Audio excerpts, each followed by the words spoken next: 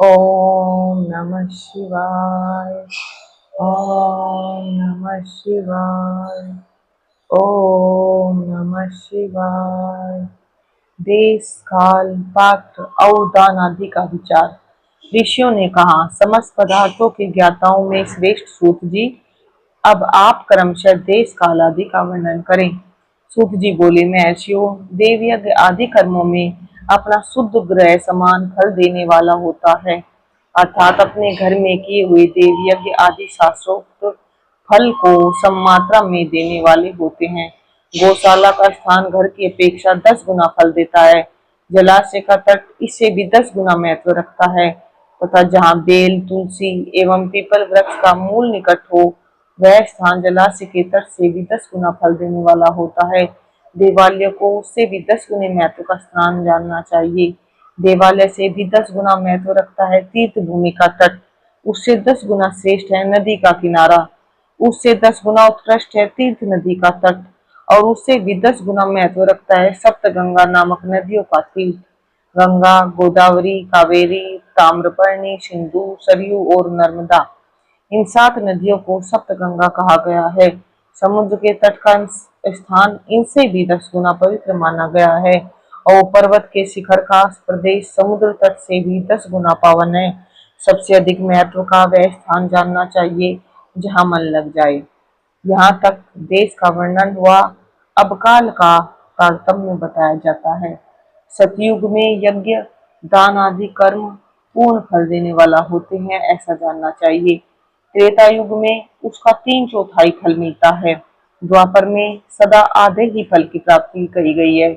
कलयुग में 1/4 ही फल की प्राप्ति समझनी चाहिए और आधा कलयुग बीतने पर उस चौथाई फल में से भी 1/4 कम हो जाता है। शुद्ध अंतःकरण वाले पुरुष को शुद्ध एवं पवित्र दिन सम फल देने वाला होता है। विद्वान ब्राह्मणों, सूर्य संक्रांति के दिन किया हुआ सत्कर्म पूर्वोक्त शुद्ध दिन की अपेक्षा 10 गुना फल देने वाला होता है, यह जानना चाहिए। इससे भी 10 गुना महत्व उस कर्म का है जो विषुव नामक योग में किया जाता है।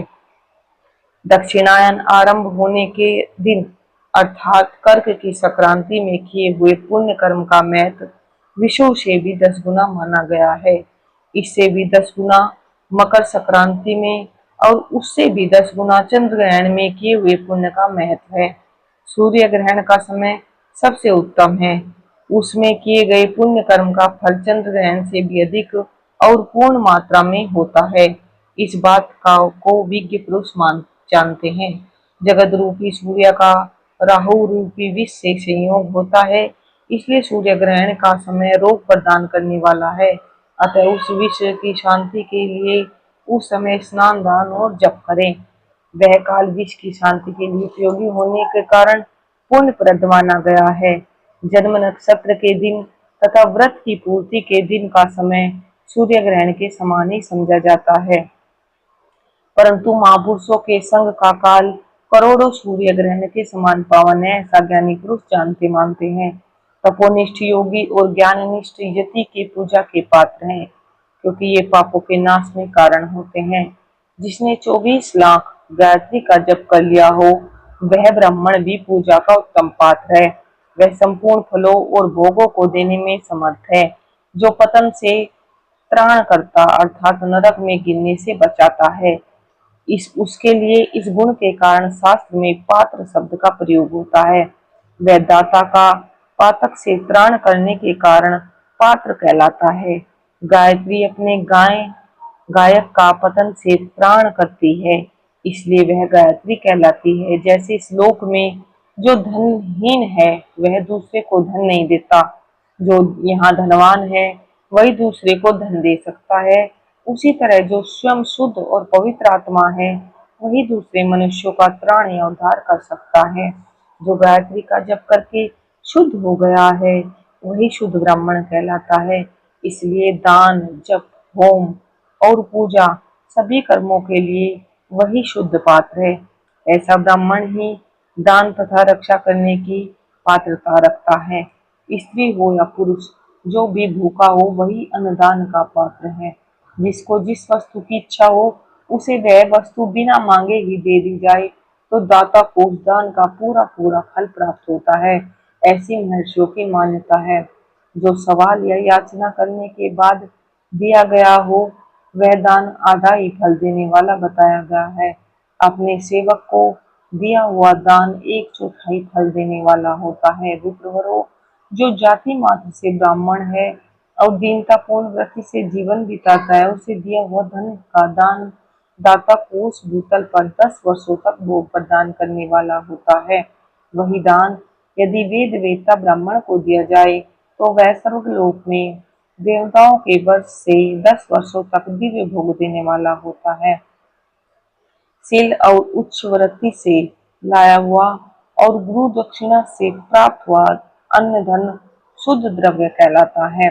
उसका दान दाता को पूर्ण फल देने वाला बताया गया है। क्षत्रियों का सूर्य से कमाया हुआ, वैश्यों का व्यापार से आया हुआ और शूद्रों का सेवा वृत्ति से प्राप्त किया हुआ धन भी उत्तम द्रव्य कहलाता है। धर्म की इच्छा रखने वाली स्त्रियों को जो धन पिता एवं पति से मिला हुआ है उनके लिए वह उत्तम द्रव्य है। गो आदि 12 वस्तुओं का चैत्र आदि 12 महीनों में कर्म से दान करना चाहिए। गो, भूमि, तिल, सुवर्ण, घी, वस्त्र, धान्य, गुड़, चांदी, नमक, कोड़ा और कन्या, ये ही भी 12 वस्तुएं हैं। इनमें गोदान से कायिक, वाचिक और मानसिक पापों का निवारण तथा कायिक आदि पुण्य कर्मों की पुष्टि होती है। ब्राह्मणों, भूमि का दान इहलोक और परलोक में प्रतिष्ठा की प्राप्ति कराने वाला है। तिल का दान बलवर्धक एवं मृत्यु का निवारक होता है। सुवर्ण का दान जठराग्नि को बढ़ाने वाला तथा वीर्यदायक है। घी का दान पुष्टि कारक होता है। वस्त्र का दान आयु की वृद्धि कराने वाला है, ऐसा जानना चाहिए। धान्य का दान अन्न धन की समृद्धि में कारण होता है। गुड़ का दान मधुर भोजन की प्राप्ति कराने वाला होता है।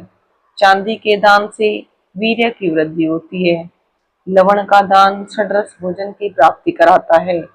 सब प्रकार का दान सारी समृद्धि की सिद्धि के लिए होता है। विज्ञ पुरुष कूष्मांड के दान को पुष्टिदायक मानते हैं। कन्या का दान आजीवन भोग देने वाला कहा गया है।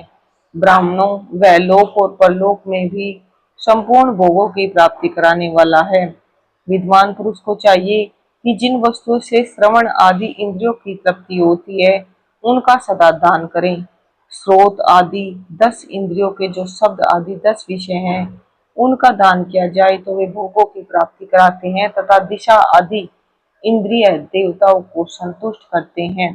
वेद और शास्त्र को गुरुमुख से ग्रहण करके गुरु के उपदेश से अथवा स्वयं ही बोध प्राप्त करने के पश्चात जो बुद्धि का निश्चय होता है कि कर्मों का फल अवश्य मिलता है, इसी को उच्च कोटि की आस्तिकता कहते हैं। भाई बंधु अथवा राजा के भय से जो आस्तिकता बुद्धि या श्रद्धा होती है वह कनिष्ठ श्रेणी की आस्तिकता है जो सर्वदा दरिद्र है। इसलिए जिनके पास सभी वस्तुओं का अभाव है वह वाणी अथवा कर्म द्वारा यजन करें। मंत्र, स्तोत्र और जप आदि को वाणी द्वारा किया गया यजन समझना चाहिए तथा तीर्थ यात्रा और व्रत आदि को विद्वान पुरुष शारीरिक यजन मानते हैं। जिस किसी भी उपाय से थोड़ा हो या बहुत देवतार्पण बुद्धि से जो कुछ भी दिया अथवा किया जाए वह दान या सत्कर्म भोगों की प्राप्ति कराने में समर्थ होता है। तपस्या और दान ये 2 कर्म मनुष्य को सदा करने चाहिए तथा ऐसे ग्रह का दान करना चाहिए जो अपने वर्ण और गुण से सुशोभित हो। बुद्धिमान पुरुष देवताओं की तृप्ति के लिए जो कुछ देते हैं वह अतिशय मात्रा में और सब प्रकार के भोग प्रदान करने वाला होता है। उस दान से विद्वान पुरुष इहलोक और परलोक में उत्तम जन्म और सदा सुलभ होने वाला भोग पाता है। ईश्वरार्पण बुद्धि से यज्ञ दान आदि कर्म करके मनुष्य मोक्ष फल का भागी होता है। ओम नमः शिवाय। ओम नमः शिवाय। ओम नमः शिवाय। विंध्वेश्वर संहिता अध्याय 15। ओम।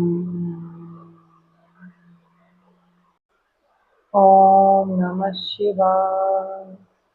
ओम नमः शिवाय। ओम नमः शिवाय। पृथ्वी आदि से निर्मित देव प्रतिमाओं के पूजन की विधि, उनके लिए नैवेद्य का विचार, पूजन के विभिन्न उपचारों का फल, विशेष मास, वार, तिथि एवं नक्षत्रों के योग में पूजन का विशेष फल तथा लिंग के वैज्ञानिक स्वरूप का विवेचन।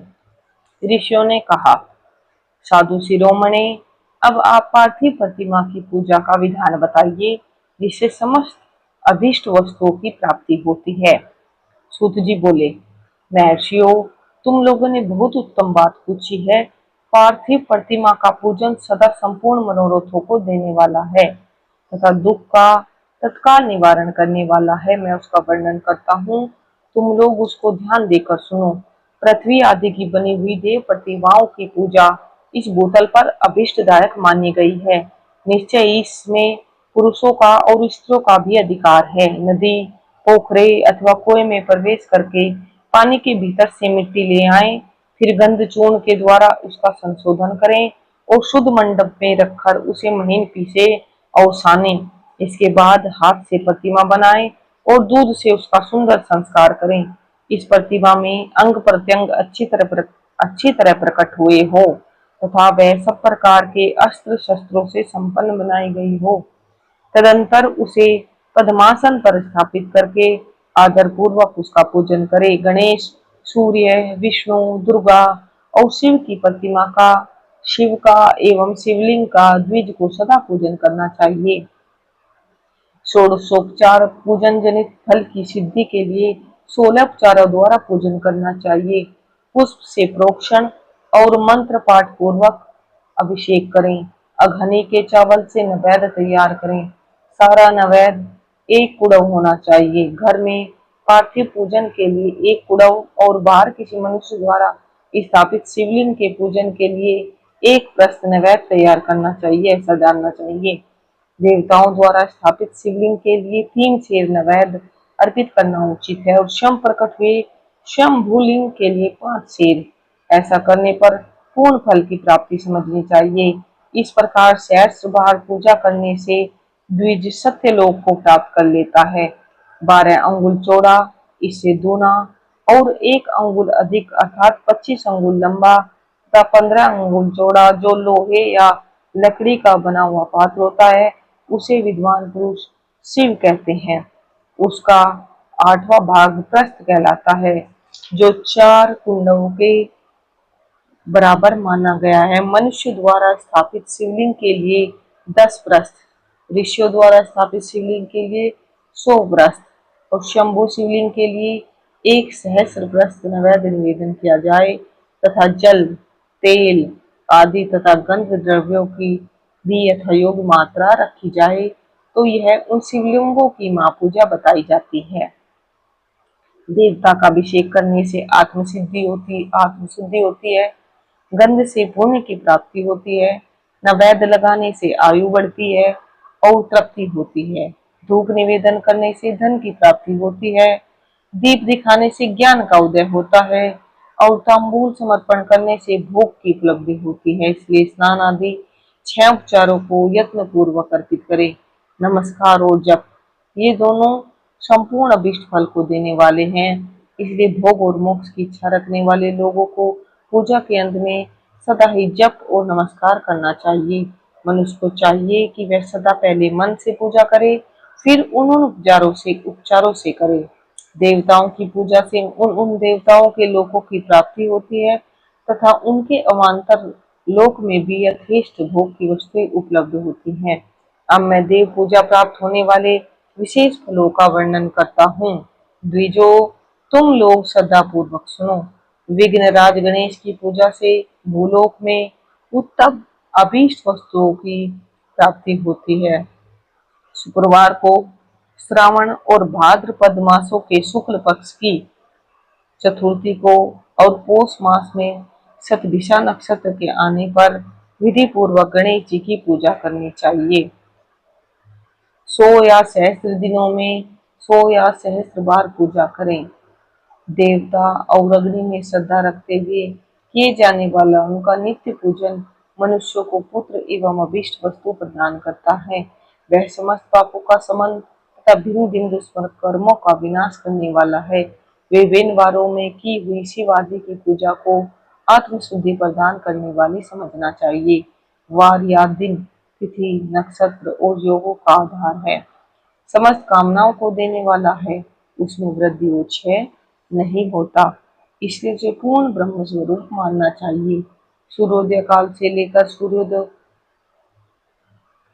काल आने तक एक बार की तिथि मानी गई है, जो ब्राह्मण आदि सभी वर्णों के कर्मों का आधार है। विहित तिथि के पूर्व भाग में की हुई देव पूजा मनुष्यों को पूर्ण भोग प्रदान करने वाली होती है। यदि मध्याह्न के बाद तिथि का आरंभ होता है तो रात्रि युक्त तिथि का पूर्व भाग पितरों के श्राद्धादि कर्म के लिए उत्तम बताया जाता है। ऐसी तिथि का प्रभाग ही दिन से युक्त होता है, अतः वही देव कर्म के लिए प्रशस्त माना गया है। यदि मध्याह्न काल तक की तिथि रहे तो उदय व्यापनी तिथि को ही देव कार्य में ग्रहण करना चाहिए। इसी तरह शुभ तिथि एवं नक्षत्र आदि ही देव कार्य में ग्राह्य होते हैं। वार आदि का भली भांति विचार करके पूजा और जप आदि करनी चाहिए। वेदों में पूजा शब्द के अर्थ की इस प्रकार योजना की गई है। पूजाते अनेनिति पूजा, यह पूजा शब्द की व्युत्पत्ति है। पू का अर्थ है भोग और फल की सिद्धि, वह जिस कर्म से संपन्न होती है उसका नाम पूजा है। मनोवांछित वस्तु तथा ज्ञान, ये ही अभीष्ट वस्तुएं हैं। सकाम भाव वाले को अभीष्ट भोग अपेक्षित होता है और निष्काम भाव वाले को अर्थ परमार्थिक ज्ञान, ये दोनों ही पूजा शब्द के अर्थ हैं। इनकी योजना करने से ही पूजा शब्द की सार्थकता है। इसी प्रकार लोक और वेद में पूजा शब्द का अर्थ विख्यात है।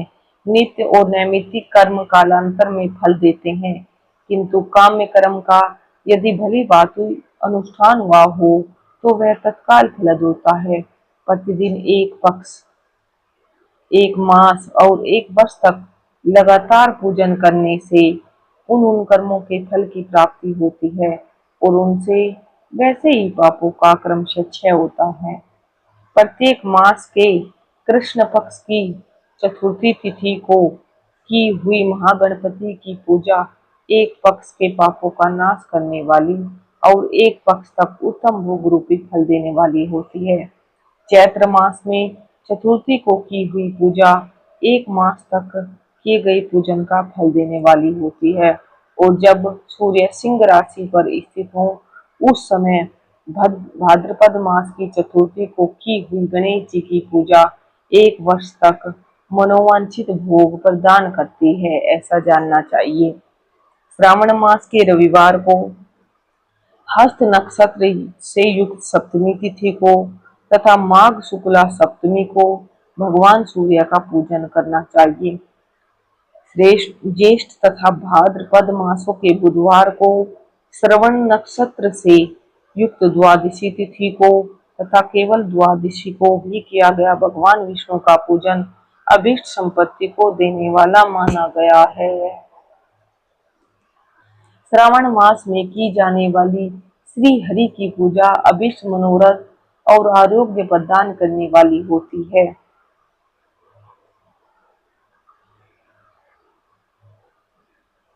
अंगों एवं उपकरणों से पूर्वोक्त गो आदि 12 वस्तुओं का दान करने से जिस फल की प्राप्ति होती है उसी को द्वादशी तिथि में आराधना द्वारा श्री विष्णु की तृप्ति करके मनुष्य प्राप्त कर लेता है। जो द्वादशी तिथि को भगवान विष्णु के 12 नामों द्वारा 12 ब्राह्मणों का षोडशोपचार पूजन करता है वह उनकी प्रसन्नता प्राप्त कर लेता है।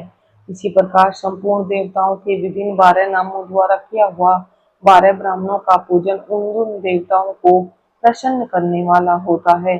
कर्क की संक्रांति से युक्त श्रावण मास में नवमी तिथि को मृगशिरा नक्षत्र के योग में अंबिका का पूजन करे, वे संपूर्ण मनोवांछित भोगों और फलों को देने वाली हैं।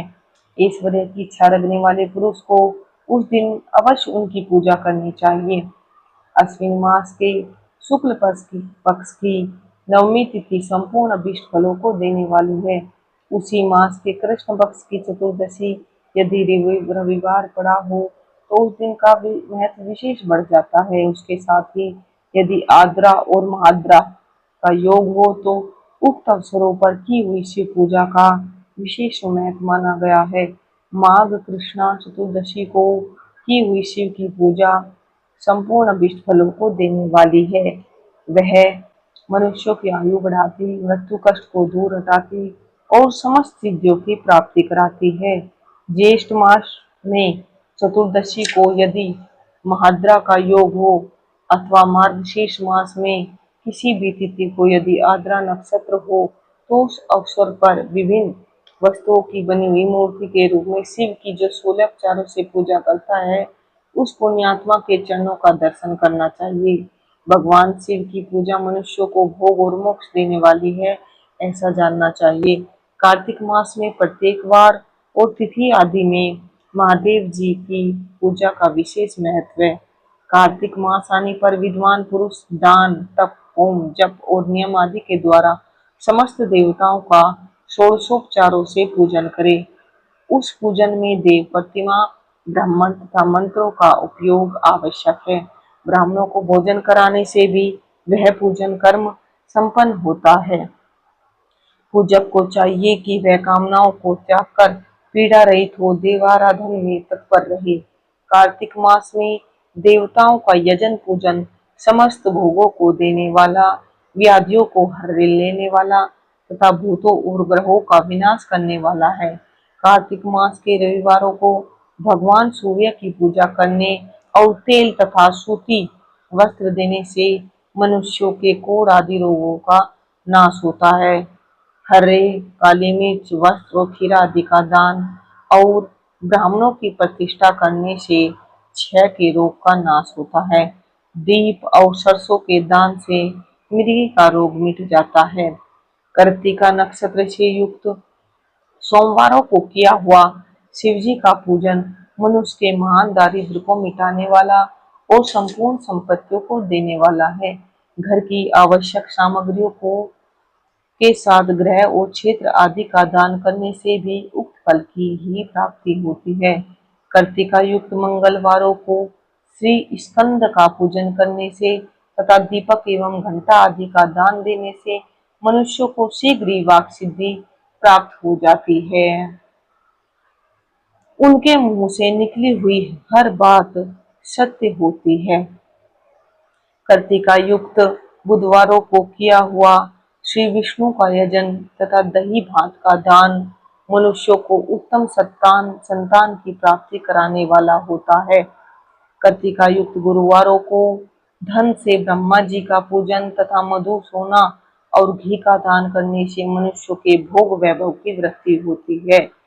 कर्तिका युक्त शुक्रवारों को गजानन गणेश जी की पूजा करने से तथा गंध, पुष्प एवं अन्न का दान देने से मानवों के भोग्य पदार्थों की वृद्धि होती है। उस दिन सोना, चांदी आदि का दान करने से बंध्या को भी उत्तम पुत्र की प्राप्ति होती है। कर्तिका युक्त शनिवारों को दिक्पालों की वंदना, दिग्गजों, नागों और सेतुपालों का पूजन, त्रिनेत्रधारी रुद्र, पापहारी विष्णु और तथा ज्ञानदाता ब्रह्मा का आराधन और धन्वंतरी एवं दोनों अश्वनी कुमारा का पूजन करने से रोग, दुर्मृत्यु और अकाल मृत्यु का निवारण होता है तथा तत्कालिक व्याधियों की शांति हो जाती है। नमक, लोहा, तेल और उड़द आदि का त्रिकटु, फल, गंध और जल आदि का तथा घृत आदि द्रव पदार्थों का और सुवर्ण, मोती आदि कठोर वस्तुओं का भी दान देने से स्वर्गलोक की प्राप्ति होती है। इनमें से नमक आदि का मान कम से कम 1 प्रस्थ होना चाहिए और स्वर्ण आदि का मान कम से कम 1 पल। धन की संक्रांति से युक्त पौष मास में उषा काल में शिव आदि समस्त देवता का पूजन क्रमशः समस्त सिद्धियों की प्राप्ति कराने वाला होता है। इस पूजन में अघनी के चावल से तैयार किए हुए भविष्य का नैवेद्य उत्तम बताया जाता है। पौष मास में नाना प्रकार के अन्न का नैवेद्य विशेष महत्व रखता है। मार्गशीर्ष मास में केवल अन्न का दान करने वाले मनुष्यों को भी संपूर्ण अभीष्ट फलों की प्राप्ति हो जाती है। मार्गशीर्ष मास में अन्न का दान करने वाले मनुष्य के सारे पाप नष्ट हो जाते हैं। वह अभीष्ट सिद्धि, आरोग्य, धर्म, वेद का सम्यक ज्ञान, उत्तम अनुष्ठान का फल इहलोक और परलोक में महान भोग, अंत में सनातन योग, मोक्ष तथा वेदांत ज्ञान की सिद्धि प्राप्त कर लेता है। जो भोग की इच्छा रखने वाला है वह मनुष्य मार्गशीर्ष मास आने पर कम से कम 3 दिन भी उषा काल में अवश्य देवता को पूजन करे और पौष मास को पूजन से खाली न जाने दें। उषा काल से लेकर संगव काल तक ही पौष मास में पूजन का विशेष महत्व बताया गया है। पौष मास में पूरे महीने भर जितेंद्रिय और निराहार रहकर द्विज प्रातः काल से मध्याह्न काल तक वेद माता गायत्री का जप करे। तत्पश्चात रात को सोने के समय तक पंचाक्षर आदि मंत्रों का जप करे।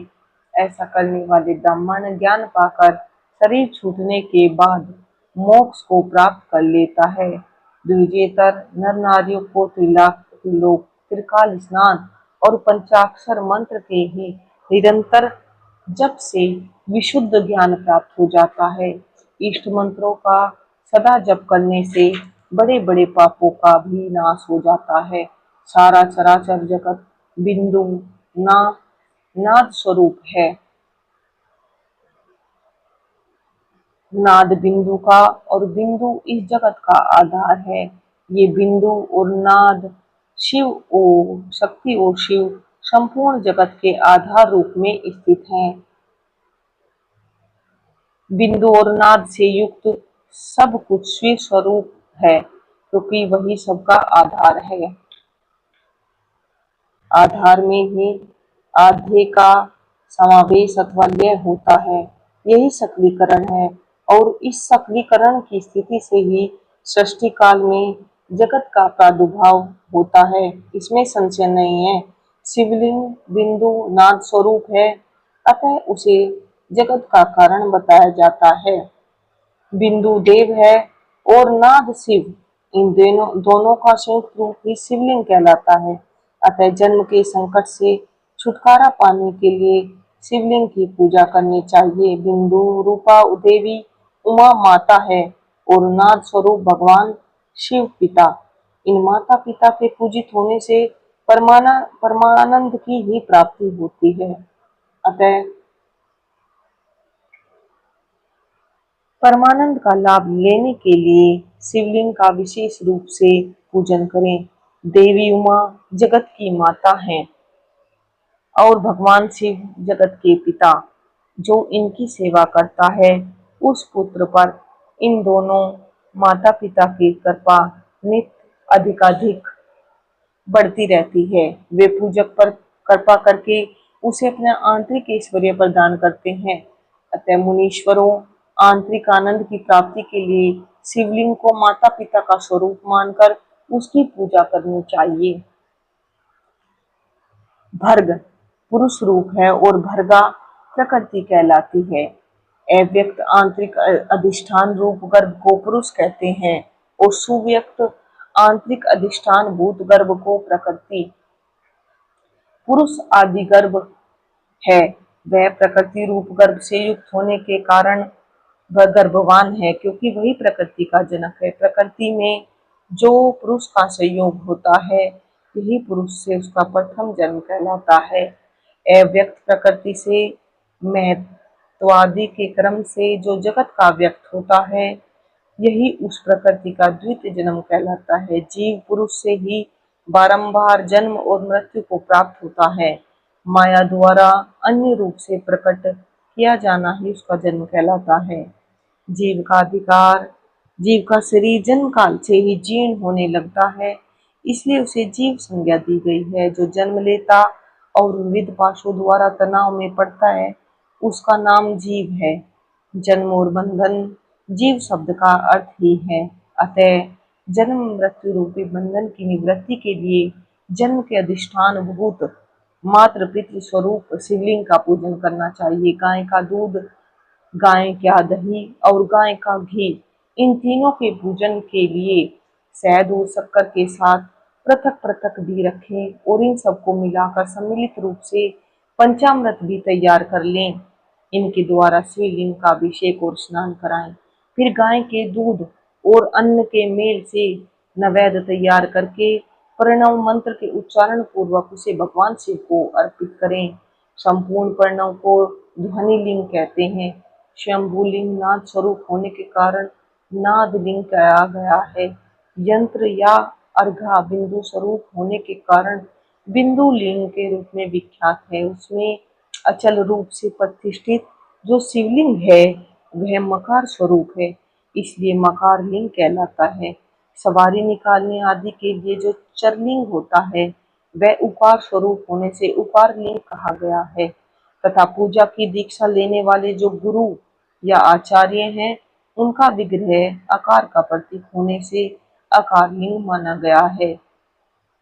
इस प्रकार अकार, उकार, मकार, बिंदु, नाद और ध्वनि के रूप में लिंग के 6 भेद हैं। इन 6 लिंगों की नित्य पूजा करने से साधक जीवन मुक्त हो जाता है, इसमें संशय नहीं है। ओम नमः शिवाय। ओम नमः शिवाय। ओम नमः शिवाय। विंध्वेश्वर संहिता अध्याय 16 संपूर्ण। ओम नमः शिवाय। ओम नमः शिवाय। ओम नमः शिवाय। षडलिंग स्वरूप प्रणव का महात्म्य, उसके सूक्ष्म रूप और स्थूल रूप, पंचाक्षर मंत्र का विवेचन, उसके जप की विधि एवं महिमा, कार्य ब्रह्म के लोकों से लेकर कान रुद्र के लोकों तक का विवेचन करके कालातीत पंचावरण विशिष्ट शिवलोक के अनिर्वचनीय वैभव का निरूपण तथा शिव भक्तों के सत्कार की महत्ता। ऋषि बोले, प्रभु महामुनि, आप हमारे लिए क्रमशः षडलिंग स्वरूप प्रणव का महात्म्य तथा शिव भक्त के पूजन का प्रकार बताइए। सूत जी ने कहा, महर्षियों, आप लोग तपस्या के धनी हैं। आपने यह बड़ा सुंदर प्रश्न उपस्थित किया है, किंतु इसका ठीक ठीक उत्तर महादेव जी ही जानते हैं, दूसरा कोई नहीं। तथापि भगवान शिव की कृपा से ही मैं इस विषय का वर्णन करूंगा। वे भगवान शिव हमारी ओर आप लोगों की रक्षा का भारी भार बारंबार स्वयं ही ग्रहण करें। प्रय नाम है प्रकृति से उत्पन्न संसार रूपी महासागर का। प्रणव इससे पार करने के लिए दूसरी नाव है, इसलिए इस ओंकार को प्रणव की संज्ञा देते हैं। ओंकार अपने जप करने वाले साधकों से कहता है, प्रपंच न नहीं है वह तुम लोगों के लिए। अतः इस भाव को लेकर भी ज्ञानी पुरुष ओम को प्रणव नाम से जानते हैं। इसका दूसरा भाव यों है, प्रकृष्णे न नयेत व युष्मान मोक्षम इति वा प्रणवे, अर्थात यह तुम सब उपासकों को बलपूर्वक मोक्ष तक पहुंचा देगा। इस अभिप्राय से भी से ऋषि मुनि प्रणव कहते हैं। अपना जप करने वाले योगियों के तथा अपने मंत्र की पूजा करने वाले उपासक के समस्त कर्मों का नाश करके यह दिव्य नूतन ज्ञान देता है, इसलिए भी इसका नाम प्रणव है। उन माया रहित महेश्वर को ही नव अर्थात नूतन कहते हैं। वे परमात्मा प्रकृष्ट रूप से नव अर्थात शुद्ध स्वरूप हैं, इसलिए प्रणव कहलाते हैं। प्रणव साधक को नव अर्थात नवीन कर देता है, इसलिए भी विद्वान पुरुष उसे प्रणव के नाम से जानते हैं, अथवा प्रकृष्ट रूप से नव दिव्य परमात्म ज्ञान प्रकट करता है, इसलिए वह प्रणव है। प्रणव के 2 भेद बताए गए हैं, स्थूल और सूक्ष्म। एक अक्षर रूप जो ओम है उसे सूक्ष्म प्रणव जानना चाहिए, और नमः शिवाय इस 5 अक्षर वाले मंत्र को स्थूल प्रणव समझना चाहिए। जिसमें 5 अक्षर व्यक्त नहीं है वह सूक्ष्म है, और जिसमें 5 अक्षर सुस्पष्ट रूप से व्यक्त है वह स्थूल है। जीवन मुक्त पुरुष के लिए सूक्ष्म प्रणव का जप का विधान है। वही उसके लिए समस्त साधनों का सार है। यद्यपि जीवन मुक्त के लिए किसी साधन की आवश्यकता नहीं है, क्योंकि वह सिद्ध रूप है, तथापि दूसरों की दृष्टि में जब तक उसका शरीर रहता है, तब तक उसके द्वारा प्रणव जप की सहज साधना स्वतः होती रहती है। वह अपनी देह का विलय होने तक सूक्ष्म प्रणव मंत्र का जप और उसका अर्थभूत परमात्मा तत्व का अनुसंधान करता रहता है। जब शरीर नष्ट हो जाता है, तब वह पूर्ण ब्रह्म स्वरूप शिव को प्राप्त कर लेता है। यह सुनिश्चित बात है। जो अर्थ का अनुसंधान न करके केवल मंत्र का जप करता है, उसे निश्चय ही योग की प्राप्ति होती है। जिसने 36 करोड़ मंत्र का जप कर लिया है, उसे अवश्य योग प्राप्त हो जाता है। सूक्ष्म प्रणव के भी ह्रस्व और दीर्घ के भेद से दो रूप जानने चाहिए: अकार, उकार, मकार, बिंदु, नाद, शब्द, काल और कला। इनसे युक्त जो प्रणव है, उसे दीर्घ प्रणव कहते हैं। वह योगियों के ही हृदय में स्थित होता है। मकार पर्यंत जो ओम है, वह ए, उ, में इन तीन तत्वों से युक्त है। इसी को ह्रस्व प्रणव कहते हैं। ए शिव है, उ शक्ति है और मकार इन दोनों की एकता है। वह त्रितत्व रूप है। ऐसा समझकर ह्रस्व प्रणव का जप करना चाहिए। जो अपने समस्त पापों का क्षय करना चाहते हैं, उनके लिए इस ह्रस्व प्रणव का जप अत्यंत आवश्यक है। पृथ्वी, जल, तेज, वायु और आकाश, ये 5 भूत तथा शब्द, स्पर्श आदि इनके 5 विषय, ये सब मिलकर 10 वस्तुएं मनुष्यों की कामना के विषय हैं। इनकी आशा मन में लेकर जो कर्मों के अनुष्ठान में संलग्न होते हैं, वे 10 प्रकार के पुरुष प्रवृत्त कहलाते हैं, तथा जो निष्काम भाव से शास्त्र विहित कर्मों का अनुष्ठान करते हैं, वे निर्वृत्त अथवा निर्वृत्ति मार्गी कहे गए हैं। प्रवृत्त पुरुषों को ह्रस्व प्रणव का ही जप करना चाहिए और निवृत्त पुरुषों को दीर्घ प्रणव का व्याहृतियों तथा अन्य मंत्रों के आदि में इच्छानुसार शब्द और कला से युक्त प्रणव का उच्चारण करना चाहिए। वेद के आदि में और दोनों संध्याओं की उपासना के समय भी ओंकार का उच्चारण करना चाहिए। प्रणव का 9 करोड़ जप करने से मनुष्य शुद्ध हो जाता है। फिर 9 करोड़ का जप करने से वह पृथ्वी तत्व पर विजय पा लेता है। तत्पश्चात पुनः 9 करोड़ का जप करके वह जल तत्व को जीत लेता है। पुनः 9 करोड़ जप से अग्नि तत्व पर विजय पाता है। तदंतर फिर 9 करोड़ का जप करके वह वायु तत्व पर विजयी होता है। फिर 9 करोड़ के जप से आकाश को अपने अधिकार में कर लेता है। इसी प्रकार 9 करोड़ का जप करके वह क्रम से गंध, रस, रूप, स्पर्श और शब्द पर विजय पाता है। इसके बाद फिर 9 करोड़ का जप करके अहंकार को भी जीत लेता है। इस तरह 108 करोड़ प्रणव का जप करके उत्कृष्ट बोध को प्राप्त हुआ पुरुष शुद्ध योग का लाभ करता है। शुद्ध योग से युक्त होने पर वह जीवन मुक्त हो जाता है, इसमें संशय नहीं है। सदा प्रणव का जप और प्रणव रूपी शिव का ध्यान करते करते समाधि में स्थित हुआ महायोगी पुरुष साक्षात शिव ही है, इसमें संशय नहीं है। पहले अपने शरीर में प्रणव के ऋषि, छंद और देवता आदि का न्यास करके फिर जप आरंभ करना चाहिए। अकारादि मात्रा वर्णों से युक्त प्रणव का अपने अंगों में न्यास करके मनुष्य ऋषि हो जाता है। मंत्रों के 10 विध संस्कार, मात्रा का न्यास तथा षड्भुव शोधन आदि के साथ संपूर्ण न्यास फल उसे प्राप्त हो जाता है।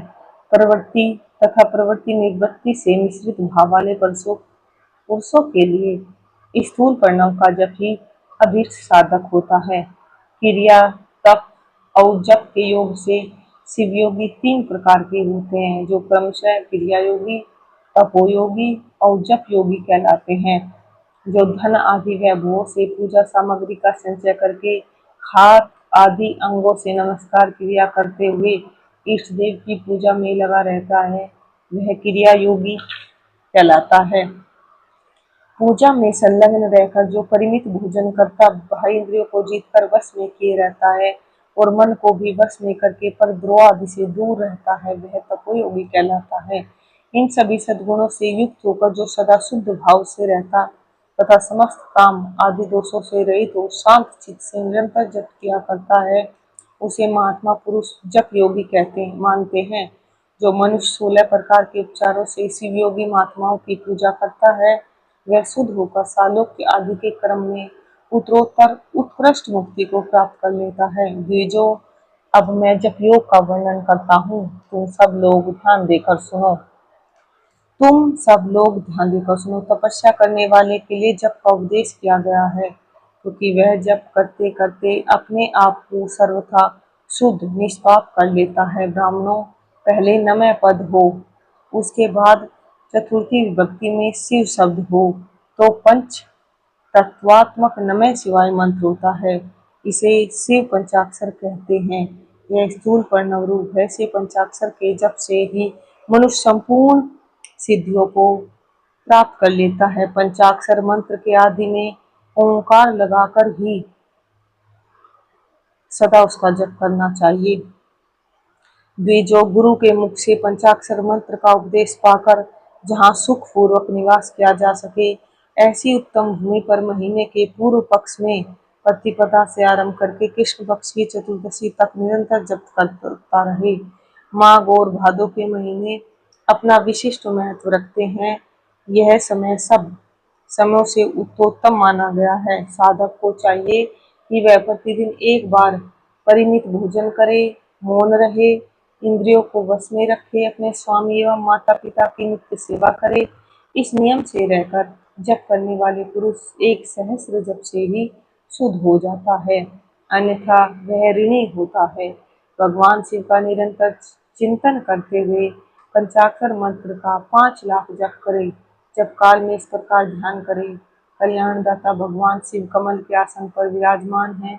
उनका मस्तक श्री गंगा जी तथा चंद्रमा की कला से सुशोभित है। उनकी बाईं जांघ पर आदिशक्ति भगवती उमा बैठी है। वहां खड़े हुए बड़े बड़े गण भगवान शिव की शोभा बढ़ा रहे हैं। महादेव जी अपने 4 हाथों में मृग मुद्रा, टंक तथा वर एवं अभय की मुद्रा धारण किए हुए हैं। इस प्रकार सदा सब पर अनुग्रह करने वाले भगवान सदाशिव का बारंबार स्मरण करते हुए हृदय अथवा सूर्यमंडल में पहले उनकी मानसिक पूजा करके फिर पूर्वाभिमुख हो पूर्वोक्त पंचाक्षरी विद्या का जप करे। उन दिनों साधक सदा शुद्ध कर्म ही करे, जबकि समाप्ति के दिन कृष्ण पक्ष की चतुर्दशी को प्रातःकाल नित्य कर्म करके शुद्ध एवं सुंदर स्थान में सोच संतोष आदि से नियमों से युक्त हो शुद्ध हृदय से पंचाक्षर मंत्र का 12 सहस्र जप करे। तत्पश्चात 5 सपत्नीक ब्राह्मणों का जो श्रेष्ठ एवं शिव भक्तों वर्ण करे। इनके अतिरिक्त एक श्रेष्ठ आचार्य प्रवर का भी वर्ण करे और उसे शाम सदाशिव का स्वरूप समझे। ईशान, तत्पुरुष, अघोर, वामदेव और सद्योजात, इन पांचों के प्रतीक स्वरूप 5 ही श्रेष्ठ और शिव भक्त ब्राह्मणों का वर्ण करने के पश्चात पूजन सामग्री को एकत्र करके भगवान शिव का पूजन आरंभ करे। विधि पूर्वक शिव की पूजा संपन्न करके होम आरंभ करें। अपने ग्रह सूत्र के अनुसार सुखांत कर्म करके अर्थात परिसमूहन, उपलेपन, उल्लेखन, मृदुद्वरण तथा अभ्युक्षण, इन पंचभूत संस्कारों के पश्चात वेदी पर स्वाभिमुख अग्नि को स्थापित करके उस कंडिका के अनंतर प्रज्वलित अग्नि में अज्य भगांत आहुति देकर प्रस्तुत होम का कार्य आरंभ करे। कपिला गाय के घी से 11, 101 अथवा 1001 आहुतियां स्वयं ही दें अथवा विद्वान पुरुष शिव भक्त ब्राह्मणों से 108 आहुतियां दिलाएं। होम कर्म समाप्त होने पर गुरु को दक्षिणा के रूप में एक गाय और बैल देने चाहिए। ईशान आदि के प्रतीक रूप जिन 5 ब्राह्मणों का वर्ण किया गया हो, उनको ईशान आदि का स्वरूप ही समझे और आचार्य को शाम सदाशिव का रूप माने। इसी भावना के साथ उन सबके चरण धोए और उनके चरणोदक से अपने मस्तक को सींचे। ऐसा करने से वह साधक अगणित तीर्थों में तत्काल स्नान करने का फल प्राप्त कर लेता है। उन ब्राह्मणों को भक्ति पूर्वक दशांश देना चाहिए। गुरु पत्नी को पराशक्ति मानकर उनका भी पूजन करें। ईशानादि कर्म से उन सभी ब्राह्मणों का उत्तम अन्न से पूजन करके अपने वैभव विस्तार के अनुसार रुद्राक्ष वस्त्र बड़ा और कुआ आदि अर्पित करे। तदंतर दिक्पाल आदि को बलि देकर ब्राह्मणों को भरपूर भोजन कराएं। इसके बाद देवेश्वर शिव से प्रार्थना करके अपना जप समाप्त करें। इस प्रकार पुरुषार्थ करके मनुष्य उस मंत्र को सिद्ध कर लेता है। फिर 5 लाख जप करने से समस्त पापों का नाश हो जाता है। तदंतर पुनः 5 लाख जप करने पर अतल से लेकर सत्यलोक तक 14 भुवनों पर क्रमशः अधिकार प्राप्त हो जाता है। यदि अनुष्ठान पूर्ण होने के पहले बीच में ही साधक की मृत्यु हो जाए तो वह परलोक में उत्तम भोग भोगने के पश्चात पुनः पृथ्वी पर जन्म लेकर पंचाक्षर मंत्र के जप का अनुष्ठान करता है। समस्त लोकों का ऐश्वर्य पाने के पश्चात वह मंत्र को सिद्ध करने वाला पुरुष यदि पुनः 5 लाख जप करे तो उसे ब्रह्मा जी का सामीप्य प्राप्त होता है। पुनः 5 लाख जप करने से सारूप्य नामक ऐश्वर्य प्राप्त होता है। 100 लाख जप करने से वह साक्षात ब्रह्मा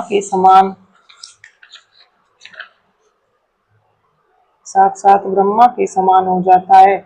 इस तरह का कार्य ब्रह्मा का सायुज्य प्राप्त करके वह ब्रह्मा का प्रलय होने तक उस लोक में यथेष्ट भोग भोगता है। फिर दूसरे कल्प का आरंभ होने पर वह ब्रह्मा जी का पुत्र होता है। उस समय फिर तपस्या करके दिव्य तेज से प्रकाशित हो वह क्रमशः मुक्त हो जाता है। पृथ्वी आदि कार्य स्वरूप भूतों द्वारा पाताल से लेके सत्यलोक पर्यंत ब्रह्मा जी के 14 लोक क्रमशः निर्मित हुए हैं। सत्यलोक से ऊपर क्षमालोक तक जो 14 भुवन हैं वे भगवान विष्णु के लोक हैं। क्षमालोक से ऊपर सूचिलोक पर्यंत 28 भुवन स्थित हैं। सूचिलोक के अंतर्गत कैलाश में प्राणियों का संहार करने वाले रुद्रदेव विराजमान हैं। सूचिलोक से ऊपर अहिंसा लोक पर्यंत 56 भुवनों की स्थिति है। अहिंसा लोक का आश्रय लेकर जो ज्ञान कैलाश नामक नगर शोभा पाता है उसमें कार्यभूत महेश्वर सबको अदृश्य करके रहते हैं। अहिंसा लोक के अंत में काल चक्र की स्थिति है। यहाँ तक महेश्वर के विराट स्वरूप का वर्णन किया गया, वहीं तक लोकों का तिरोधान अथवा लय होता है। उससे नीचे कर्मों का भोग है और उससे ऊपर ज्ञान का भोग। उसके नीचे कर्म माया है और उसके ऊपर ज्ञान माया। अब मैं कर्म माया और ज्ञान माया का तात्पर्य बता रहा हूँ। माँ का अर्थ है लक्ष्मी। उससे कर्म भोग याद प्राप्त होता है, इसलिए वह माया अथवा कर्म माया कहलाती है। इसी तरह माँ अर्थात लक्ष्मी से ज्ञान भोग याद अर्थात प्राप्त होता है, इसलिए उसे माया या ज्ञान माया कहा गया है। उपयुक्त सीमा से नीचे नश्वर भोग है और ऊपर नित्य भोग। उससे नीचे ही तिरोधान अथवा लय है, ऊपर नहीं। वहां से नीचे ही कर्म में पासों द्वारा बंधन होता है, ऊपर बंधन का सदा अभाव है। उससे नीचे ही जीव सकाम कर्मों का अनुसरण करते हुए विभिन्न लोकों और योनियों में चक्कर काटते हैं। उससे ऊपर के लोकों में निष्काम कर्म का ही भोग बताया गया है।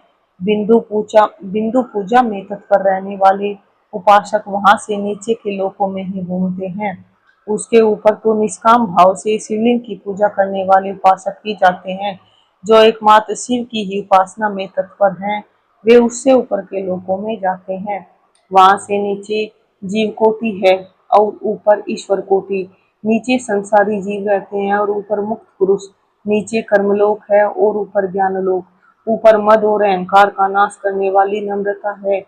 वहाँ जन्म जनित तिरोधान नहीं है। उसका निवारण किए जाने बिना वहाँ किसी का प्रवेश संभव नहीं है। इस प्रकार तिरोधान का निवारण करने से वहाँ ज्ञान शब्द का अर्थ ही प्रकाशित होता है। आदि भौतिक पूजा करने वाले लोग उससे नीचे के लोगों में ही चक्कर काटते हैं। जो आध्यात्मिक उपासना करने वाले हैं वे ही उससे ऊपर को जाते हैं। जो सत्य, अहिंसा और धर्मों से युक्त हो, भगवान शिव के पूजन में तत्पर रहते हैं। वे काल चक्र को पार कर जाते हैं। काल चक्रेश्वर की सीमा तक, जो विराट महेश्वर लोक बताया गया है, उससे ऊपर वृषभ के आकार में धर्म की स्थिति है। वहां ब्रह्मचर्य का मूर्तिमान रूप है। उसके सत्य, सोच, अहिंसा और दया ये चार पाद हैं। वह साक्षात शिवलोक के द्वार पर खड़ा है। क्षमा उसके सींग है, समकान है। वह वेद ध्वनि रूपी सत्य से विभूषित है। आस्तिकता उसके दोनों नेत्र हैं। विश्वास उसकी श्रेष्ठ बुद्धि एवं मन है। क्रिया आदि धर्म रूपी जो वृषभ है, वे कारण आदि में स्थित हैं, ऐसा जानना चाहिए। उस क्रिया रूप वृषभाकार धर्म पर कालातीत शिव आरूढ़ होते हैं। ब्रह्मा, विष्णु और महेश्वर की जो अपनी अपनी आयु है, उसी को दिन कहते हैं। जहाँ धर्म रूपी वृषभ की स्थिति है, उससे ऊपर न दिन है न रात्रि, वहाँ जन्म मरण आदि भी नहीं है। फिर वहां फिर से कारण स्वरूप ब्रह्मा के कारण सत्यलोक पर्यंत 14 लोक स्थित हैं, जो 5 भौतिक गंधादि से परे हैं। उनकी सनातन स्थिति है। सूक्ष्म गंध भी उनका स्वरूप है। उनसे ऊपर फिर कारण रूप विष्णु के 14 लोक स्थित हैं। उनसे भी ऊपर फिर कारण रूपी रुद्र के 28 लोकों की स्थिति मानी गई है। फिर उनसे भी ऊपर कारणी शिव के 56 लोक विद्यमान हैं। तदंतर शिव सम्मत ब्रह्मचर्य लोक है। और वहीं 5 आवरणों से युक्त ज्ञान में कैलाश है। वहाँ 5 मंडलों, 5 ब्रह्म कलाओं और आदि शक्ति से युक्त आदिलिंग प्रतिष्ठित है। उसे परमात्मा शिव का शिवालय कहा गया है। वहीं पराशक्ति से युक्त परमेश्वर शिव निवास करते हैं। वे सृष्टि, पालन, संहार, तिरोभाव और अनुग्रह, इन 5 कृत्यों में प्रवीण है। उनका श्री विग्रह सच्चिदानंद स्वरूप है। वे सदा ध्यान रूपी धर्म में ही स्थित रहते हैं और सदा सब पर अनुग्रह किया करते हैं। वे स्वात्मा राम हैं और समाधि रूपी आसन पर आसीन हो नित्य विराजमान होते हैं। कर्म एवं ध्यान आदि का अनुष्ठान करने से क्रमशः साधन पथ में आगे बढ़ने पर उनका दर्शन साध्य होता है।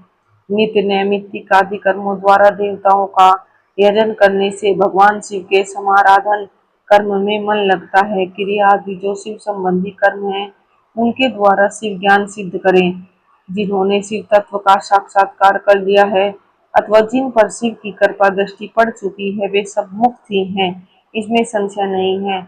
आत्मस्वरूप से जो स्थिति है वही मुक्ति है। एकमात्र अपने आत्मा में रमण या आनंद का अनुभव करना ही मुक्ति का स्वरूप है।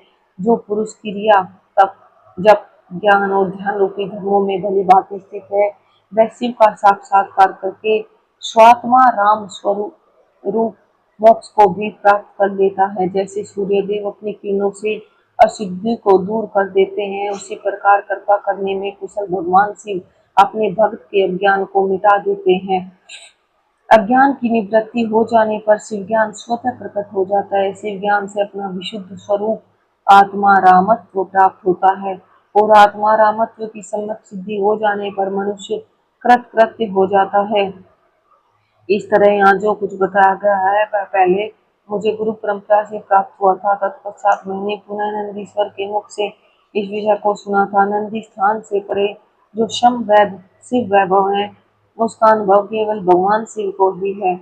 साक्षात शिव लोक के उस वैभव का ज्ञान सबको शिव की कृपा से ही हो सकता है, अन्यथा नहीं, ऐसा आस्तिक पुरुषों का कथन है।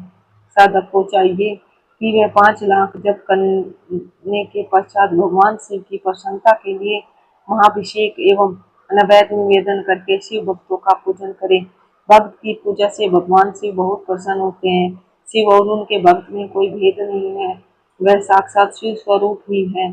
शिव स्वरूप मंत्र को धारण करके वैसे भी हो गया रहता है।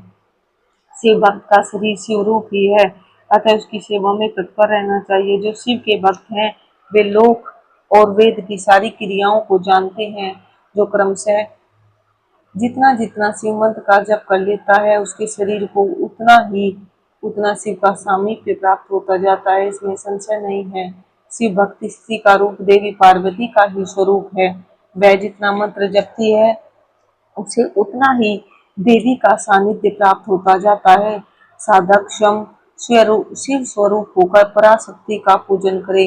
शक्ति, वेद तथा लिंग का चित्र बनाकर अथवा मिट्टी आदि से इनकी आकृति का निर्माण करके प्राण प्रतिष्ठा पूर्वक निष्कपट भाव से इनका पूजन करे। शिवलिंग को शिव मानकर, अपने को शक्ति रूप समझकर, शक्ति लिंग को देवी मानकर और अपने को शिव रूप समझकर शिवलिंग को नाद रूप तथा शक्ति को बिंदु रूप मानकर परस्पर सटे हुए शक्तिलिंग और शिवलिंग के प्रति उपादान और पद की भावना रखते हुए जो शिव और शक्ति का पूजन करता है वह मूल रूप की भावना करने के कारण शिव रूप ही है। शिव भक्त शिव मंत्र रूप होने के कारण शिव के ही स्वरूप हैं। जो 16 उपचारों से उनकी पूजा करता है उसे अभिष्ट वस्तु की प्राप्ति होती है। जो शिवलिंगोपासक शिव भक्त की सेवा आदि करके उसे आनंद प्रदान करता है उस विद्वान पर भगवान बड़े प्रसन्न होते हैं। 5, 10 या 100 सपत्नीक शिव भक्तों को बुलाकर भोजन आदि के द्वारा पत्नी सहित उनका सदैव समादर करें। धन में, देह में और मंत्र में शिव भावना रखते हुए उन्हें शिव और शक्ति का स्वरूप जानकर निष्कपट भाव से उनकी पूजा करे। ऐसा करने वाला पुरुष इस भूतल पर फिर जन्म नहीं लेता। ओम नमः शिवाय। ओम नमः शिवाय। ओम नमः शिवाय। विधेश्वर संहिता अध्याय 17 ओम नमः शिवाय। ओम नमः शिवाय। ओम नमः शिवाय। बंधन और मोक्ष का विवेचन, शिव पूजा का उपदेश, लिंग आदि में शिव पूजन का विधान, भस्म के स्वरूप का निरूपण और महत्व, शिव एवं गुरु शब्द की व्युत्पत्ति तथा शिव के भस्म धारण का रहस्य। ऋषि बोले, सर्वज्ञों में श्रेष्ठ सूत जी, बंधन और मोक्ष का स्वरूप क्या है, यह हमें बताइए। सूत जी ने कहा, महर्षियों, मैं बंधन और मोक्ष का स्वरूप तथा मोक्ष के उपाय का वर्णन करूंगा, तुम लोग आदर पूर्वक सुनो। जो प्रकृति आदि 8 बंधनों से बंधा हुआ है वह जीव बद्ध कहलाता है और जो उन 8 बंधनों से छूटा हुआ है उसे मुक्त कहते हैं। प्रकृति आदि को वश में कर लेना मोक्ष कहलाता है। बंधन आगंतुक है और मोक्ष स्वतः सिद्ध है। बद्ध जीव जब बंधन से मुक्त हो जाता है तब उसे मुक्त जीव कहते हैं।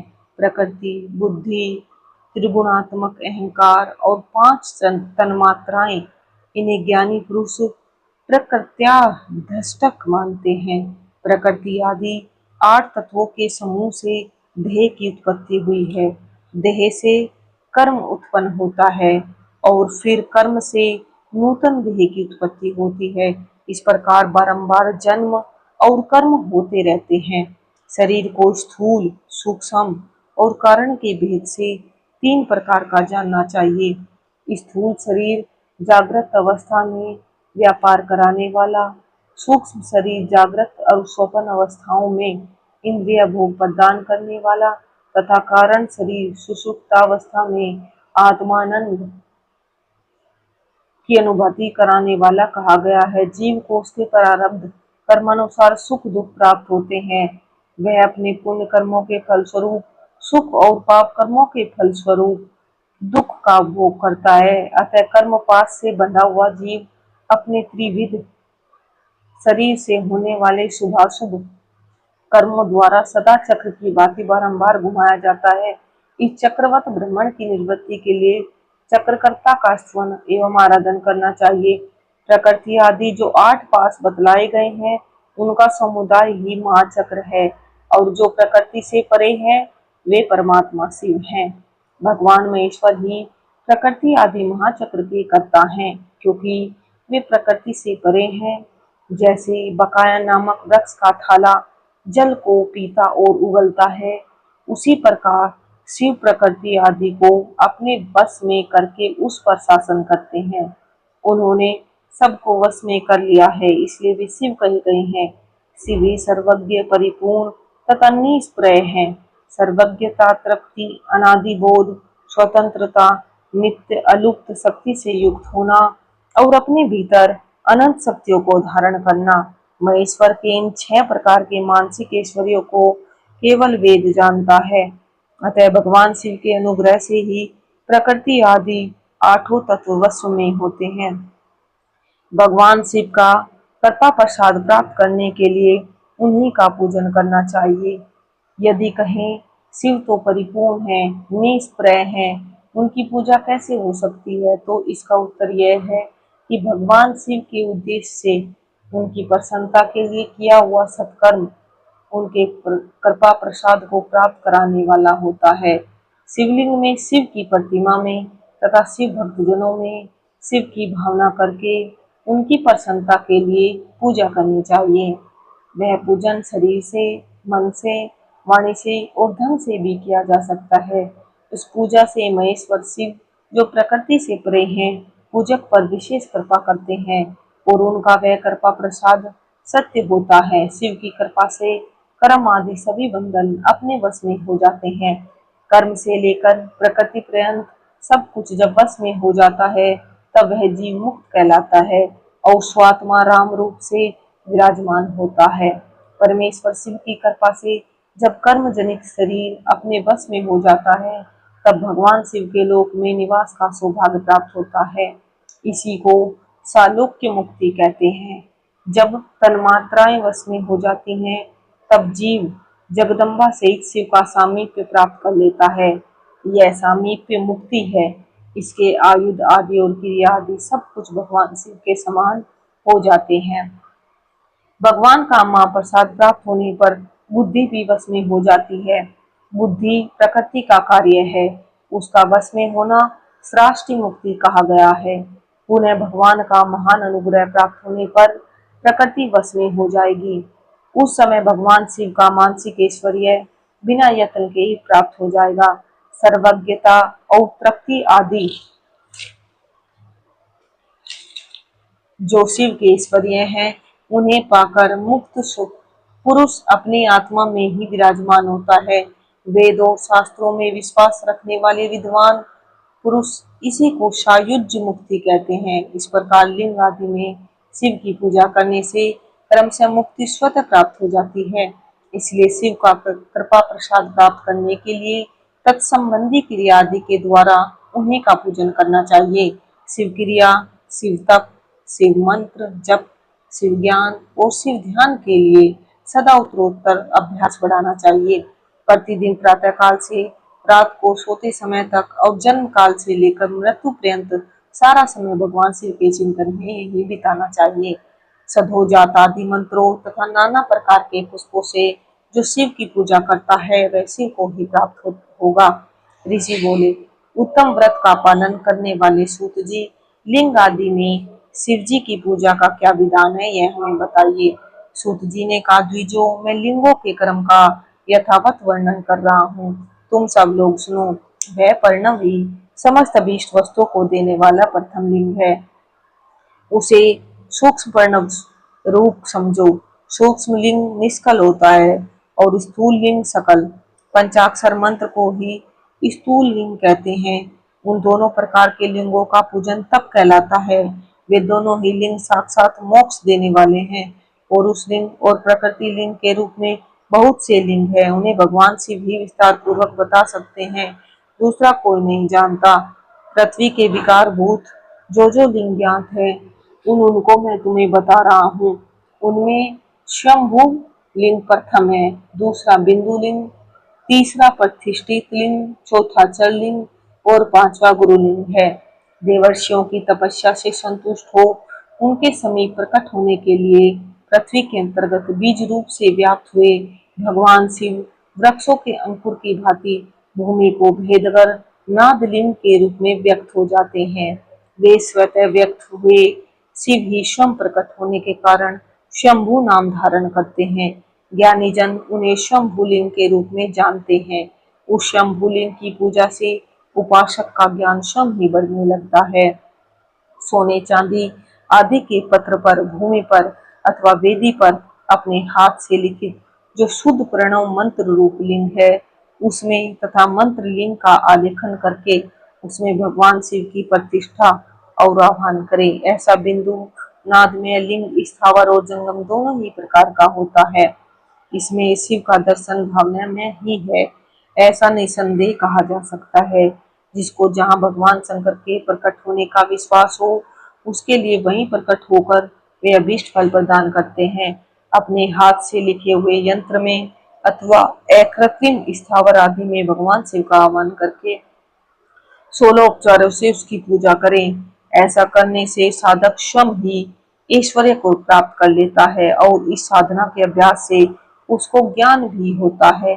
देवताओं और ऋषियों ने आत्म सिद्धि के लिए अपने हाथ से वैदिक मंत्रों के उच्चारण पूर्वक शुद्ध मंडल में शुद्ध भावना द्वारा जिस उत्तम शिवलिंग की स्थापना की है, उसे पुरुषलिंग कहते हैं तथा वही प्रतिष्ठित लिंग कहलाता है। उस लिंग की पूजा करने से सदा पुरुष ऐश्वर्य की प्राप्ति होती है। महान ब्राह्मण और महाधनी राजा किसी कारीगर से शिवलिंग का निर्माण कराकर जो मंत्र पूर्वक उसकी स्थापना करते हैं, उनका द्वारा स्थापित हुआ वह लिंग भी प्रतिष्ठित लिंग कहलाता है, किंतु वह प्राकृत लिंग है। इसलिए प्राकृत ऐश्वर्य भोग को ही देने वाला होता है। जो शक्तिशाली और नित्य होता है उसे पौरुष कहते हैं तथा जो दुर्बल और अनित्य होता है वह प्राकृत कहलाता है। लिंग नाभि, जिह्वा, नासाग्र भाग और शिखा के क्रम से कटी, हृदय और मस्तक तीन स्थानों में जो लिंग की भावना की गई है, उसे आध्यात्मिक लिंग को ही चरलिंग कहते हैं। पर्वत को पुरुषलिंग बताया गया है और भूतल को विद्वान पुरुष प्राकृत लिंग मानते हैं। वृक्ष आदि को पुरुषलिंग जानना चाहिए और गुलमादि को प्राकृत लिंग, साठी नामक धान्य को प्राकृत लिंग समझना चाहिए और शाली, अघनी एवं गेहूं को पुरुषलिंग। अणिमा आदि आठों सिद्धियों को देने वाला जो ऐश्वर्य है उसे पुरुष ऐश्वर्य जानना चाहिए। सुंदर स्त्री तथा धन आदि विषयों को आस्तिक पुरुष प्राकृत ऐश्वर्य कहते हैं। चरलिंगों में सबसे प्रथम रसलिंग का वर्णन किया जाता है। रसलिंग ब्राह्मणों को उनकी सारी अभीष्ट वस्तुओं को देने वाला है। शुभकारक बाणलिंग क्षत्रियों को महान राज्य की प्राप्ति कराने वाला है। सुवर्णलिंग वैश्यों को महाधनपति का पद प्रदान करने वाला है और सुंदर शिवलिंग शूद्रों को महाशुद्धि देने वाला है। स्फटिक में लिंग तथा बाणलिंग सब लोगों को उनकी समस्त कामनाएं प्रदान करते हैं। अपना न हो तो दूसरे का स्फटिक या बाणलिंग भी पूजा के लिए निषिद्ध नहीं है। स्त्रियों विशेषतः सद्भावों के लिए पार्थिव लिंग की पूजा का विधान है। प्रवृत्ति मार्ग में स्थित विधवाओं के लिए स्फटिक लिंग की पूजा बताई गई है, परंतु विरक्त विधवाओं के लिए रसलिंग की पूजा को ही श्रेष्ठ कहा गया है। उत्तम व्रत का पालन करने वाले महर्षियों बचपन में, जवानी में और बुढ़ापे में भी शुद्ध स्फटिक में शिवलिंग का पूजन स्त्रियों को समस्त भोग प्रदान कराने वाला है। ग्रह शक्ति स्त्रियों के लिए पीठ पूजा भूतल पर संपूर्ण विष को देने वाली है। प्रवृत्ति मार्ग में चलने वाले पुरुष सुपात्र गुरु के सहयोग से ही समस्त पूजा कर्म संपन्न करें। इष्ट देव का अभिषेक करने के पश्चात अघनी के चावल से बने हुए खीर आदि पकवानों द्वारा नैवेद्य अर्पण करें। पूजा के अंत में शिवलिंग को संपुट में पधराकर घर के भीतर पृथक रख दे। जो निवर्ती मार्गी पुरुष हैं उनके लिए हाथ पर ही शिवलिंग पूजा का विधान है। उन्हें भिक्षादि से प्राप्त हुए अपने भोजन को ही नैवेद्य रूप में निवेदित करना चाहिए। निवृत्त पुरुषों के लिए सूक्ष्म लिंग भी श्रेष्ठ बताया गया है। वे विभूति के द्वारा पूजन करें और विभूति को ही नैवेद्य रूप से निवेदित भी करें। पूजा करके उस लिंग को सदा अपने मस्तक पर धारण करें। विभूति तीन प्रकार की बताई गई है, लोकाग्नि जनित, वेदाग्नि जनित और शिवाग्नि जनित। लोकाग्नि जनित या लौकिक भस्म को द्रव्यों की शुद्धि के लिए लाकर रखें। मिट्टी, लकड़ी और लोहे के पात्रों की, धान्यों की, तिल आदि द्रव्यों की, वस्त्र आदि की तथा पर्युषित वस्तुओं की भस्म से शुद्धि होती है। कुत्ते आदि से दूषित हुए पात्रों की भी भस्म से ही शुद्धि मानी गई है। वस्तु विशेष की शुद्धि के लिए यथा योग्य सजल अथवा निर्जल भस्म का उपयोग करना चाहिए। वेदाग्नि जनित जो भस्म है उसको उन वैदिक कर्मों के अंत में धारण करना चाहिए। मंत्र और क्रिया से जनित जो होम कर्म है वह अग्नि में भस्म का रूप धारण करता है।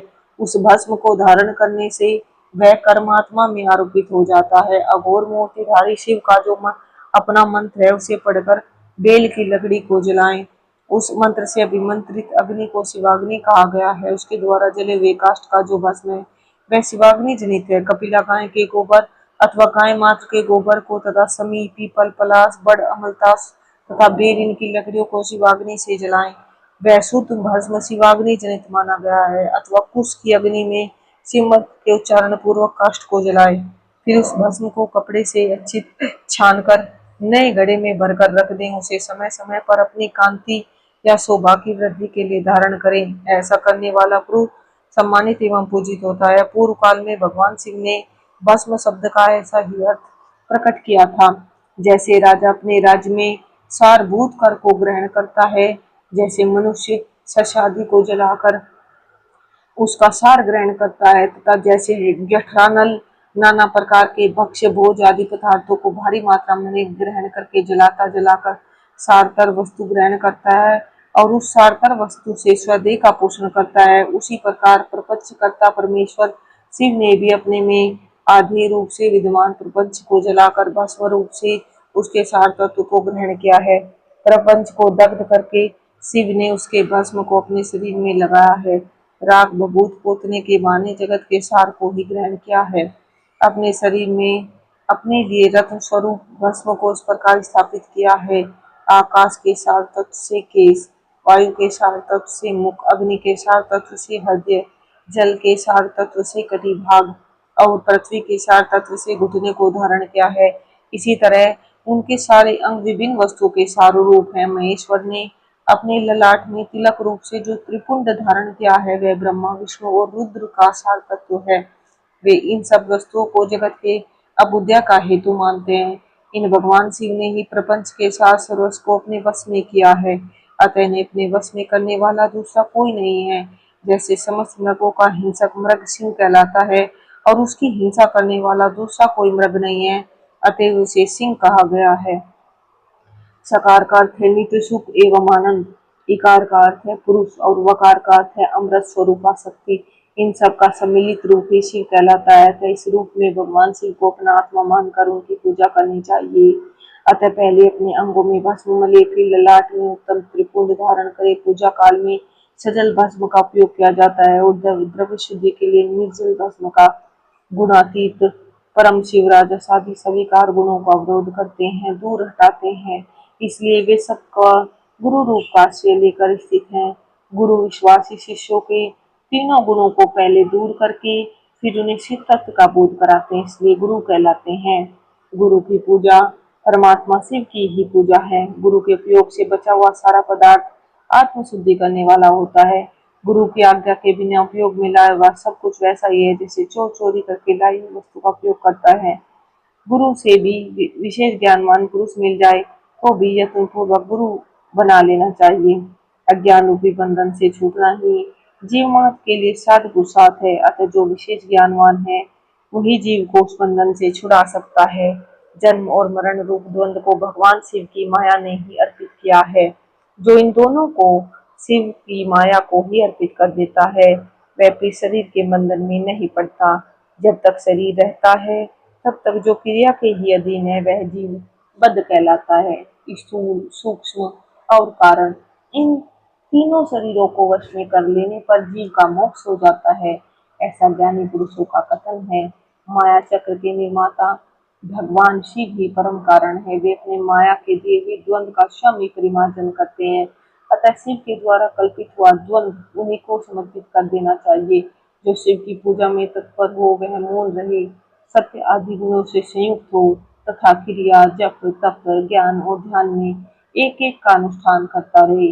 ऐश्वर्य अधिक शरीर की प्राप्ति, ज्ञान का उदय, ज्ञान का निवारण, भगवान शिव के सामीप्य का लाभ, ये कर्म से क्रिया आदि के फल है। निष्काम कर्म करने से अज्ञान का निवारण हो जाने के कारण शिव भक्त पुरुष उसके यथोक्त फल को पाता है। शिव भक्त पुरुष देश, काल, शरीर और धन के अनुसार यथा योग क्रिया आदि का अनुष्ठान करे।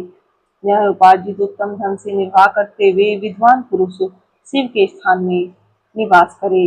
जीव हिंसा आदि से रहित और अत्यंत कलेश शून्य जीवन बिताते हुए पंचाक्षर मंत्र के जप से अभिमंत्रित अन्न और जल को सुख स्वरूप माना गया है। अथवा कहते हैं कि दरिद्र पुरुष के लिए भिक्षा से प्राप्त हुआ अन्न ज्ञान देने वाला होता है। शिव भक्त को भिक्षान प्राप्त हो तो वैसी भक्ति को बढ़ाता है। शिव योगी पुरुष शिक्षा भिक्षान को शंभु सत्र कहते हैं। जिस किसी भी उपाय से जहाँ कहीं भी भूतल पर सुदन का भोजन करते हुए सदा मौन भाव से रहें और अपने साधन का रहस्य किसी पर प्रकट न करें। भक्तों के समक्ष ही शिव के महामत्य को प्रकाशित करें। शिव मंत्र के रहस्य को भगवान शिव ही जानते हैं, दूसरा नहीं। ओम नमः शिवाय। ओम नमः शिवाय। ओम नमः शिवाय। विदेश्वर संहिता अध्याय 18। ओम ओम।